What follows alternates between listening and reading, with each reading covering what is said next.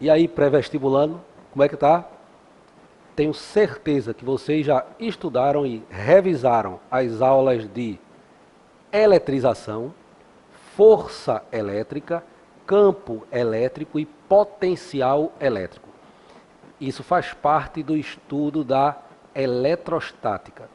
Quando a gente estuda potencial elétrico, a gente está dando pontapé inicial para entender o principal objeto de estudo da eletrodinâmica, que é a corrente elétrica, que é o assunto da nossa aula de hoje. Observe, quando você tem um condutor e esse condutor tem elétrons livres, esses elétrons, eles estão em movimento caótico, bagunçado, desorganizado. O que é que a gente faz para que o movimento desses elétrons sejam direcionados? A gente aplica nos terminais do condutor uma diferença de potencial. Vocês lembram da aula de potencial? As cargas negativas, elas se movimentam espontaneamente no sentido do maior potencial. O objetivo nosso é fazer com que aqueles elétrons que estavam em movimento desordenado passem a se movimentar de forma direcionada. Esse movimento direcionado dos elétrons no interior de um condutor metálico é chamado de corrente elétrica. Então não esquece, o que é a corrente elétrica? É o movimento direcionado dos elétrons ao longo de um condutor. Se for metálico, você tem elétrons livres se movimentando. Se for uma solução líquida, você vai ter movimento de íons. E se for gases ionizados, você pode ter elétrons e íons se movimentando. Essas são as formas que vão aparecer para você na corrente elétrica. Como o nosso estudo é dos circuitos, normalmente você vai trabalhar, na maioria das vezes, com condutores metálicos e onde os portadores de carga são os elétrons. Ok? Vamos para o slide. Então não esquece, o fio condutor apresenta uma grande quantidade de elétrons livres e eles estão em movimento caótico, bagunçados. Liga o condutor aos terminais de um gerador. Gerador é o elemento que transforma energia qualquer em energia elétrica. Por exemplo, a pilha é um gerador. Estabeleceremos entre dois pontos do condutor uma diferença de potencial. Dessa forma, o que acontece com os elétrons livres? Eles estavam em movimento caótico, agora eles vão se movimentar ordenadamente.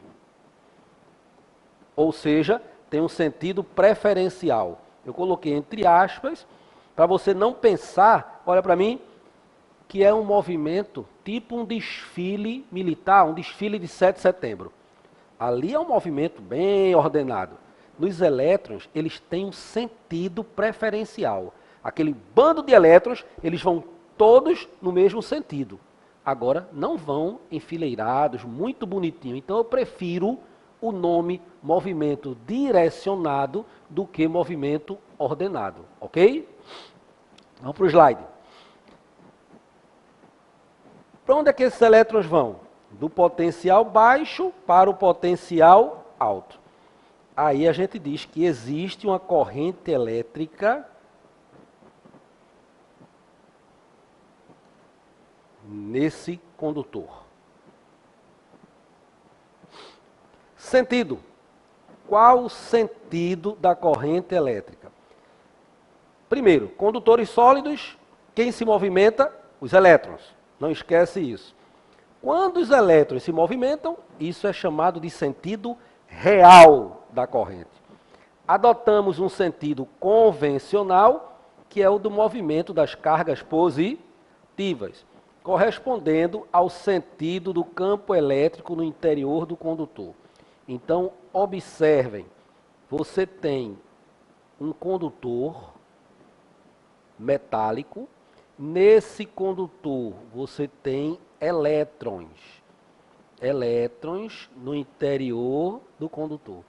Se você estabelece nos terminais do condutor uma diferença de potencial, potencial positivo, potencial negativo, esses elétrons, eles vão ter um sentido preferencial de movimento, tá certo aí, ó? Sentido preferencial de movimento. O movimento desses elétrons é chamado sentido real da corrente elétrica. É isso que acontece na realidade. Adotamos muitas vezes o sentido convencional, que é o sentido do campo elétrico no interior do condutor. Não esquece isso. Na realidade, Beraldo, quem se movimentam? Os elétrons. Indo para onde? Indo para o polo de potencial maior. Então, não esqueça agora a natureza da corrente elétrica. Corrente eletrônica só tem elétrons livres. Corrente iônica, íons positivos e negativos. Gases ionizados, quando você tem movimento de elétrons e íons. Já falamos isso. Não esqueça, são os 3 tipos que a gente destacou para a natureza da corrente elétrica. Ela pode ser uma corrente só de elétrons, pode ser uma corrente só de íons e pode ser uma corrente de elétrons e íons, ok? Vamos lá? Corrente contínua e corrente alternada. Olha para mim. Na maioria dos problemas do ensino médio, nós vamos trabalhar com corrente contínua. Ou seja, as pilhas, as baterias, elas produzem uma diferença de potencial, de forma que a corrente elétrica no condutor é corrente contínua. Na tomada da nossa residência, você tem uma corrente alternada. A gente vai entender isso no capítulo de magnetismo. Essa energia gerada numa hidrelétrica, por exemplo, é transmitida pelos fios, chega na subestação é distribuída para a nossa residência. Essa corrente é uma corrente alternada. O comportamento dela é diferente da corrente contínua. Enquanto na pilha você tem polo positivo e negativo, na corrente alternada você tem um fio chamado fase e o outro fio chamado neutro. É muito comum nos problemas de eletrodinâmica tratar a corrente alternada como se fosse uma corrente contínua. Isso é muito comum no ensino médio. Você que vai fazer o curso de engenharia vai ver isso com um detalhe bem mais interessante, equacionando essa corrente alternada e trabalhando como ela deve ser trabalhada na realidade. Olha para aqui para o slide. Pilha, olha o gráfico da corrente contínua. Ela é uma corrente o quê? Ó, constante. Sentido, intensidades constantes com o tempo. Ou seja, o tempo vai passando, a sua intensidade não muda, nem tampouco o sentido. Já a corrente alternada muda periodicamente no tempo. No caso da figura, essa corrente é senoidal. O que é uma senoide? Ela parece com a matemática, a função seno da matemática. Lembra da função seno? Ela é assim, ó. O que é uma coisa periódica? É uma coisa que se repete. Ó. Chegou aqui, se repete. Chegou aqui, se repete. Chegou aqui, se repete. Chegou aqui, se repete. E se repete com uma certa frequência. Às vezes, é comum ele usar 60 Hz de frequência, ou seja, 60 repetições em apenas 1 segundo. Então não esquece, essa corrente que você está acostumado a usar na sua casa é uma corrente alternada. Vamos para frente. A intensidade, ou seja, como é que a gente mede a intensidade da corrente? Então você vai fazer o seguinte, você tem um condutor metálico ligado aos terminais de um gerador percorrido por uma corrente. Aí você olha que quantidade de carga passa pelo condutor num certo intervalo de tempo. E a intensidade média da corrente elétrica é quando você pega essa quantidade de carga e você divide pelo tempo que essa carga gasta para atravessar o condutor. Então não esquece, lembra de novo aquela figura que eu já fiz. Suponha que isso aqui seja o condutor, aqui você tem uma área de secção transversal do condutor. Se o condutor for cilíndrico, essa área é uma circunferência, ou melhor, é um círculo. Os elétrons, que representam os portadores de carga, eles vão atravessar essa área da secção transversal. E eu vou medir a quantidade de carga que atravessa essa secção transversal na unidade de tempo. Quando eu divido, eu encontro a intensidade média de corrente elétrica. Cada elétron apresenta uma carga elementar, ok? Então, você pode dizer que a carga depende do número de elétrons, do número de cargas elementares. É por esse motivo que muitas vezes aquela expressão da intensidade média de corrente também pode vir assim, ó, N, que é o número de elétrons, E, que é a carga elementar, dividido pelo intervalo de tempo.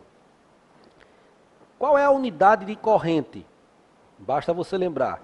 A unidade de corrente é a unidade de carga dividido pela unidade de tempo. Qual é a unidade de carga? Coulomb. Qual é a unidade de tempo? Segundo.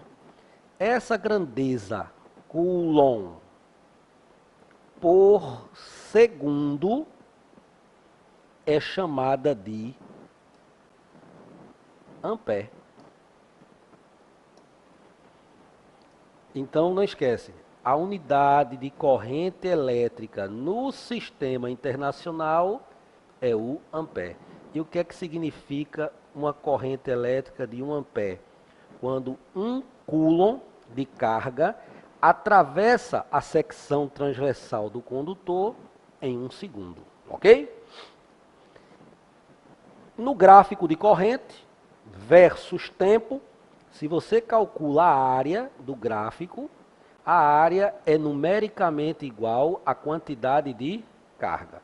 Então, para achar a intensidade média de corrente, você acha a carga e divide pelo tempo. Essa carga é determinada pela área. Intensidade versus tempo. Isso é muito interessante, porque quando você escreve que I é igual a Q sobre T, Q é igual a I vezes T. Então, toda vez que você tiver o gráfico de I versus T, ó, I versus T, o resultado vai ser a quantidade de carga. Na física, isso é muito comum. Olha para mim. Você tem vários gráficos onde usa propriedades de área. É por isso que tem gente que não pode ver um gráfico e quer fazer a área. Por exemplo, se você tiver um gráfico de espaço vezes tempo, você não pode fazer a área. Então não é qualquer gráfico. Agora, se você tiver um gráfico de velocidade vezes tempo, quando você calcula a área, você está calculando o deslocamento. Se você tiver um gráfico de aceleração vezes tempo, quando se calcula a área, você está calculando a variação de velocidade. Então tem que ter cuidado. Para você poder usar essa propriedade de área, olha de novo para o slide, você tem que ter certeza que você tem corrente versus tempo, ou seja, essa grandeza na vertical versus essa outra grandeza que está na horizontal. Quando você tem essas duas grandezas, aí você pode dar certeza de que esse elemento, que é definido através do produto das duas, é calculado através da área. Por exemplo, na mecânica, olha para cá, se você tem o gráfico da força vezes a distância, quando você calcula a área, numericamente você está calculando o trabalho. Já vimos isso no capítulo de potencial e energia potencial. Vamos para o próximo slide. Velocidade média dos elétrons num fio. Um fio metálico submetido a uma diferença de potencial, a força gerada pelo campo elétrico acelera os elétrons livres, que se deslocam com a velocidade média relativamente baixa. Isto se deve aos constantes choques desses elétrons com os átomos do condutor, fazendo com que mudem de trajetória a todo instante. Observe, velocidade média relativamente baixa. Isso é muito complicado. Olha para mim. Eita, Beraldo dizer que é complicado. Beraldo só vive dizendo que as coisas são fáceis. Complicado em você entender a ideia, o que eu chamo de sentimento. Presta atenção. Não vá memorizar somente, entenda a ideia. Ele é comum nas questões ele dizer assim: quando eu ligo o interruptor, a lâmpada acende imediatamente. Ele quer induzir você a dizer que os elétrons ou a corrente elétrica se movimenta muito rápido. Velocidade da luz. Às vezes ele coloca isso na questão. Quem disse a você que é muito rápido? Não é muito rápido, não. O movimento é lento. Sabe por quê? Aquilo que eu falei. Os elétrons não se movimentam como um desfile militar. Eles não se movimentam no vazio. Existem os átomos do condutor. Esses átomos atrapalham o movimento desses elétrons. Como eles atrapalham o movimento desses elétrons, então o movimento dos elétrons no interior do condutor é lento. Não esquece isso. E por que que a lâmpada acende imediatamente? Porque já existem elétrons livres em toda a extensão do condutor. Ok? Não esqueça, o movimento dos elétrons é lento. Agora, como é que eu determino a corrente elétrica nesse condutor? Vamos para o slide. A intensidade de corrente é igual número de elétrons por unidade de volume, área da secção transversal, velocidade de elétrons, carga elementar. Se a gente pegar os dados, por exemplo, um fio de cobre, que a gente tem um número de elétrons por unidade de volume, dá uma área, coloca uma corrente e a carga elementar, você vai ver que essa velocidade é baixa. Então eu boto nave para ficar fácil você memorizar. Então, o que é esse N? Número de elétrons livres por unidade de volume. E esse V aqui, que eu desenhei assim, para você ver que é minúsculo, representa a velocidade dos elétrons, ok? Então, N é o número de elétrons por unidade de volume, por isso que você vai ter centímetro cúbico por... elétrons por centímetro cúbico, elétrons por decímetro cúbico, elétrons por milímetro cúbico, ok? Então, não esquece, fera, quando a gente estuda ou termina esse bloco estudando como é que os elétrons se movimentam no interior do condutor, para que eu termino o bloco dessa forma? Para fazer já o link. Se os elétrons não se movimentam no vazio, alguma coisa atrapalha o movimento desses elétrons. E o que é que atrapalha o movimento dos elétrons? A própria constituição química do condutor. Os arranjos atômicos do condutor. Isso faz com que alguns materiais permitam esse movimento dos elétrons com mais facilidade, outros materiais permitem o movimento dos elétrons com mais dificuldade. Então vocês vão estudar uma grandeza física chamada de resistência. E vamos adentrar ao estudo dos resistores. Até o próximo bloco. Fique conosco.